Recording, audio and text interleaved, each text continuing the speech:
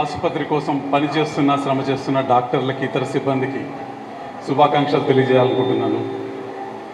కూచిపూడి గ్రామంలో ఇక్కడ నిర్మితమైన ఈ ఆసుపత్రి ఒక ప్రయోగం.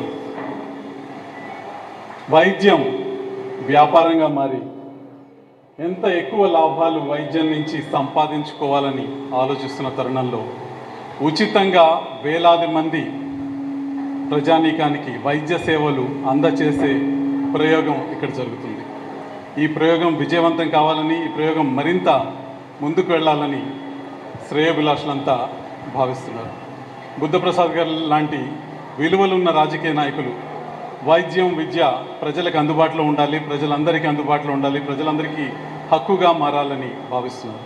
నేను ఈ విషయం సత్యకుమార్ గారికి చెప్పినప్పుడు కూడా ఆయన అన్నది, ఈ ప్రయోగం నేను చూడాలి, ఈ ప్రయోగం ఎంతవరకు విజయవంతం అవుతుందో చూడాలి, రాష్ట్ర వ్యాప్తంగా ఇట్లాంటి ప్రయోగాన్ని ఏ విధంగా తీసుకువెళ్ళగలుగుతామన్న విషయం గురించి కూడా ఆలోచించాలి, నేను తప్పకుండా వస్తానని ఇక్కడికి బిజీ షెడ్యూల్లో కూడా ఆయన టైం తీసుకుని ఇక్కడికి వచ్చారు. సత్యకుమార్ గారికి ప్రత్యేకంగా ధన్యవాదాలు.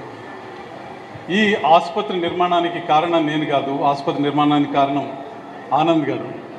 ఆనంద్ గారు కొన్ని అద్భుతాలు చేసి నాకు చూపించారు. 1,00,000 మందికి పైగా తెలుగువారిని ఒక చోట జమ చేసి అన్నమయ్య కీర్తనలు పాటించారు. వేలాది మంది కూచిపూడి కళాకారులతో హైదరాబాద్ స్టేడియంలో పర్ఫార్మెన్స్ ఇప్పించి ప్రపంచ రికార్డు సృష్టించారు. అమెరికాలో సిలికాన్ ఆంధ్ర విశ్వవిద్యాలయాన్ని స్థాపించి 1,00,000 మందికి పైగా తెలుగు పిల్లలకి తెలుగు భాష గురించి, తెలుగు సంస్కృతి గురించి నేర్పించారు. ప్రస్తుతం అమెరికా సిలికాన్ ఆంధ్రలో ఒక మెడికల్ పీజీ కాలేజీని ప్రారంభించబోతున్నారు పూర్తి అనుమతులతో పాటు. తెలుగు వాళ్ళు చాలామంది పుడుతుంటారు, పెళ్ళిళ్ళు చేసుకుంటారు, పిల్లల్ని కంటారు, తర్వాత చచ్చిపోతారు.